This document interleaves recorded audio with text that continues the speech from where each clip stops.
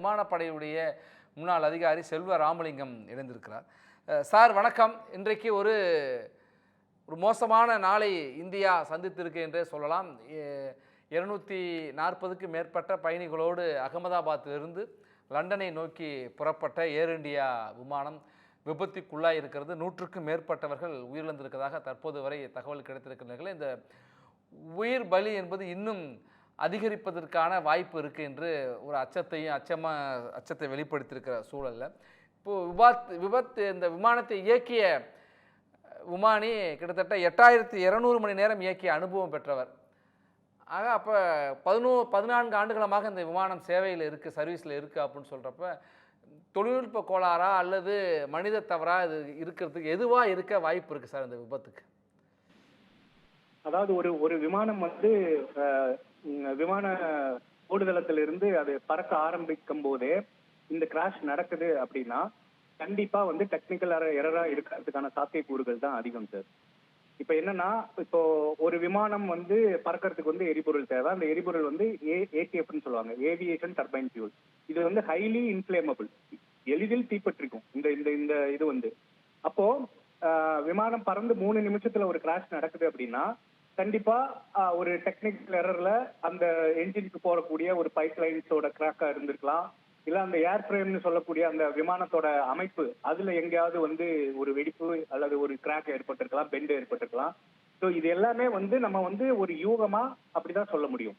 ஆனா உறுதியிட்டு நம்ம எப்ப சொல்ல முடியும் அப்படின்னா அந்த கருப்பு பெட்டின்னு சொல்லக்கூடிய பிளாக் பாக்ஸ் நமக்கு கிடைச்சதுக்கு அப்புறம் தான் விமானி கடைசியா ஏர் டிராபிக் கண்ட்ரோல் ரூம்ல அங்க இருக்கக்கூடிய அந்த அதிகாரிகள்கிட்ட என்ன பேசினாரு, என்ன கடைசி உரையாடல் என்னவா இருந்தது அப்படிங்கறதெல்லாம் நமக்கு அந்த கருப்பு பெட்டி கிடைச்சதுக்கு அப்புறம் தான் நம்ம உறுதியிட்ட தகவலா சொல்ல முடியும். அதுவரையில நம்ம யூகமா நிறைய விஷயங்களை நம்ம பார்க்கலாம். சார், இப்போதைக்கு கிடைத்திருக்கிற தகவல் அதுல இந்தியா, பிரிட்டன் உள்ளிட்ட பல்வேறு நாடுகளை சேர்ந்த பயணிகள் பயணிச்சிருக்காங்க. இந்தியாவை பொறுத்த வரைக்கும் ஒரு 169 பயணிகள் அதில் பயணிச்சிருக்கோம். குஜராத்துடைய முன்னாள் முதலமைச்சர் விஜய் ரூபானி அதில் பயணித்திருக்காத அவருடைய பயணிகள் பெயர் பட்டியலில் அவர் பெயர் இருக்குது. ஆனால் நீங்கள் காட்சிகளை நீங்களும் பார்த்துருப்பீங்க. விமானத்தினுடைய பாகங்கள் முழுமையாக விமானம் எரிந்து ஒரு கறிக்கட்டையாக தான் இருக்குது. எடுத்து போடுற பாகங்களுமே எல்லாம் கருகிய நிலையில் தான் எடுத்து போடுறாங்க. அப்போ அந்த அகற்றி அங்கேருந்து அப்புறப்படுத்துகிறாங்க. சென்ற பயணிகள் பெரும்பான்மையாக தீக்கிரை ஒரு கறிக்கட்டையாக எரிந்து உயிரிழந்திருக்கலாம் என்றுதான் ஒரு அச்சமாக ஏற்பட்டிருக்கு. இன்னும் அதிகாரப்பூர்வமாக இல்லை. குடியிருப்பு பகுதியில் விழுந்திருக்கிறதுனால குடியிருப்பு பகுதியிலையும் ஒரு பெரும் சேதம் மற்றும் உயிரிழப்புகள் இருக்கலாம் அப்படின்னு சொல்கிறாங்க. எல்லோருடைய உடலுமே இப்போ கிடைப்பதற்கு கூட அடையாளம் காண்பதும் ரொம்ப சிக்கல் அப்படிலாம் சொல்கிறப்ப பிரிட்டனை சேர்ந்தவர்கள் மட்டுமே 52 பயணிகள் சார். போர்ச்சுகல் நாட்டை சேர்ந்த 7 பேர், கனடாவை சேர்ந்த ஒருவர், இந்தியாவை சேர்ந்த 169 பேர் என பயணிகளுடைய எந்தெந்த நாடுகளை சேர்ந்தவர்கள் என்று வந்திருக்கு. சேதம் என்பது எந்த அளவுக்கு இருப்பதற்கு வாய்ப்பு இருக்குது சார் நீங்கள் காட்சிகளை பார்க்குற அடிப்படையில்? அதாவது ஒரு விமானம் இந்த மாதிரி ஒரு கிராஷ் ஆகுது, ஒரு எதிர்பாராத விபத்து ஏற்படுது. அது அந்த விமான ஓடுதளத்துக்கு அருகில, இந்த விமான நிலையத்துக்கு அருகிலேயே இருக்குது அப்படின்னு சொல்லி பார்த்தோம் அப்படின்னா கிராஷ் ஃபயர் டெண்டர் அப்படிங்கிறது எப்பயுமே அவங்க தயாரா தான் வச்சிருப்பாங்க. கிராஷ் ஃபயர் டெண்டர் அப்படிங்கிறது இந்த விமானத்துல தீப்பிடிச்சதுன்னா அதை அணைக்கிறதுக்கான ஒரு தீயணைப்பு வண்டி. அதே போல கிராஷ் ஆம்புலன்ஸும் கண்டிப்பா இருக்கும். அதுவும் உடனடியா ஒரு பெரிய அளவுல முதலுதவி கொடுக்கறதுக்கான ஒரு அதிநவீன ஒரு ஆம்புலன்ஸா தான் கண்டிப்பா இருக்கும். ஸோ இது அந்த விமான ஓடுதளத்துக்குள்ள, விமான நிலையத்துக்குள்ள ஒரு விபத்து நடக்குது அப்படின்னா இது இமீடியட்டா இது மாதிரி பண்ணுவாங்க. இப்போ அது டேக் ஆஃப் ஆகி விமான நிலையத்துக்கு அருகில தான் அது விபத்துக்குள்ளா இருக்குது அப்படிங்கிறதுனால கண்டிப்பா இந்த கிராஷ் ஃபயர் டெண்டர் இமீடியட்டா அங்க போயிருப்பாங்க, கிராஷ் ஆம்புலன்ஸும் போயிருப்பாங்க. அது இப்ப விமான நிலையத்துக்கு அருகில கண்டிப்பா நிறைய மருத்துவமனைகள் இருக்கும். அதனால அந்த மருத்துவமனையில் இருக்கக்கூடிய ஆம்புலன்ஸ் எல்லாம் கண்டிப்பா அங்க வந்திருப்பாங்க.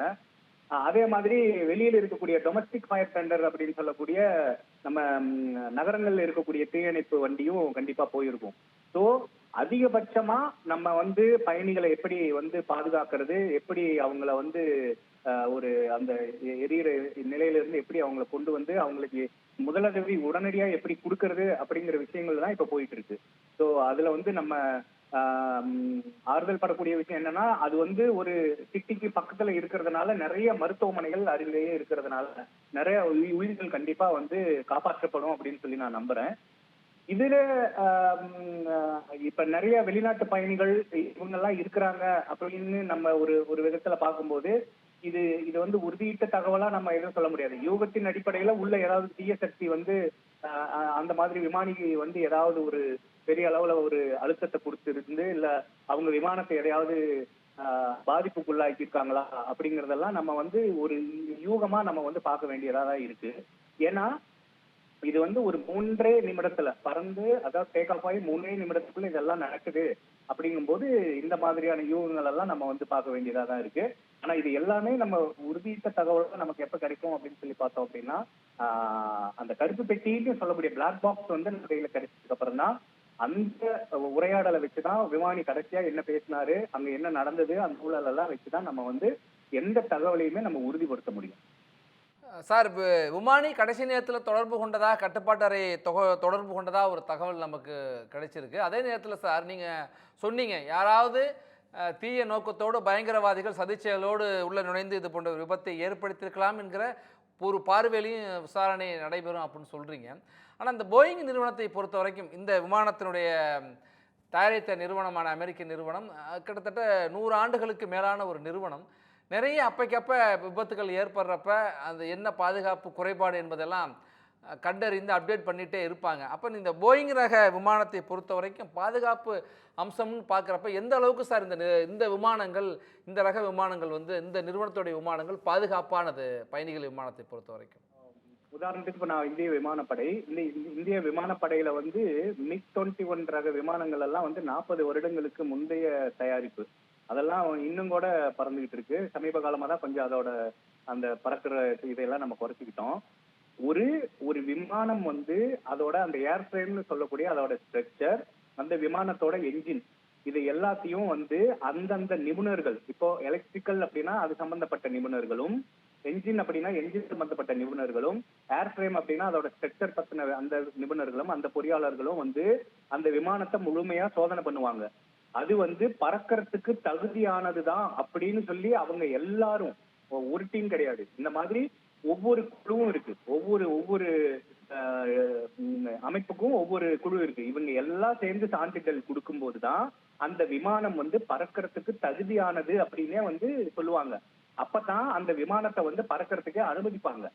அப்படி இருக்கும்போது இங்க எல்லாம் அது முறையா வந்து கண்டிப்பா அந்த நிபுணர்கள் வந்து நிபுணத்துவம் பெற்றவர்கள், ஒவ்வொருத்தரும் அந்த அந்தந்த துறையில வந்து நிபுணத்துவம் பெற்றவர்கள் தான் அங்க இருப்பாங்க.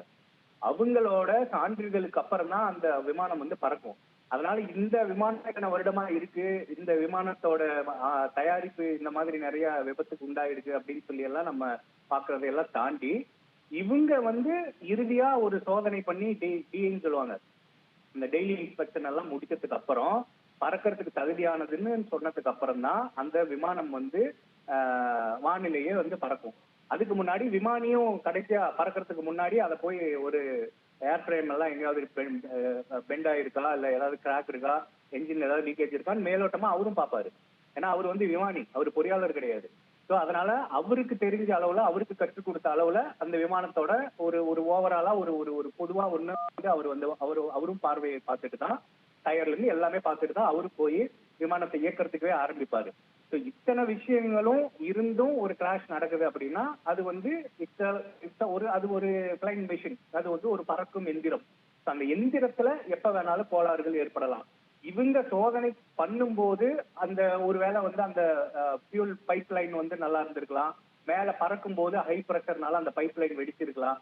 வெடிச்சிருக்கும் போது உள்ளுக்குள்ள இருக்கக்கூடிய எரிபொருள் அப்படின்னு சொல்றது அந்த ஏவியேஷன் டர்பைன் ஃபியூல்னு சொல்லுவாங்க, ஏடிஎஃப், ஒயிட் பெட்ரோல் அப்படின்னு சொல்லி நீங்க பொதுவா சொல்லுவாங்க. அது வந்து எளிதில் தீப்பற்றக்கூடிய ஒரு பொருள். அப்போ அந்த எளிதில் தீப்பற்றக்கூடிய பொருளா இருக்கிறதுனால அது வேகமா தீ பிடிச்சிருக்கலாம். ஸோ இந்த மாதிரி இதையெல்லாம் நம்ம வந்து ஒரு யூகமா வேணா சொல்ல முடியும். இதையெல்லாம் தாண்டி பறவைகள் மோதுறதுனாலையும் வந்து விமானங்கள் வந்து சேதமடைகிறதுக்கான வாய்ப்புகள் இருக்கு. பெரிய பெரிய பருந்து, கழுகு எல்லாம் மோதுறதுனால. அதனாலதான் எல்லா விமான நிலையங்களையும் சரி, ரன்வேன்னு சொல்லக்கூடிய அந்த ஓடுதளங்கள்ல பாத்தீங்கன்னா அந்த ஏரியால பேர்டு ஹசார்ட் காம்பாக்ட் டீம்னு ஒண்ணு இருக்கும். அந்த பறவைகளை துரத்துறதுக்குன்னே ஒரு குழு வச்சிருப்பாங்க. ஒவ்வொன்னையும் பார்த்து தான் வந்து ஒரு ஒரு ஒரு விமானம் வந்து பறக்குது அப்படிங்கிறது சும்மா போய் பைலட் உட்கார்ந்து கேட்கிறாரு பறக்குது அப்படிங்கிறது கிடையாது. இதுக்கு முன்னாடி இவ்வளோ முன்னேற்பாடுகள் நடக்கும், இவ்வளோ முன் சோதனைகள் நடக்கும். இதுக்கு அப்புறம் தான் அந்த விமானம் வந்து ஒவ்வொரு விமானமும் இதுக்கு அப்புறம் தான் வந்து பறக்கும். சோ அதனால வந்து நம்ம யூகமா நிறைய விஷயங்களை நம்ம வந்து யூகிக்கலாம். ஆனா உறுதியிட்ட தகவல் நமக்கு கருப்பு பெட்டி கிடைச்சதுக்கு அப்புறம் தான் நமக்கு தெரிய வரும்.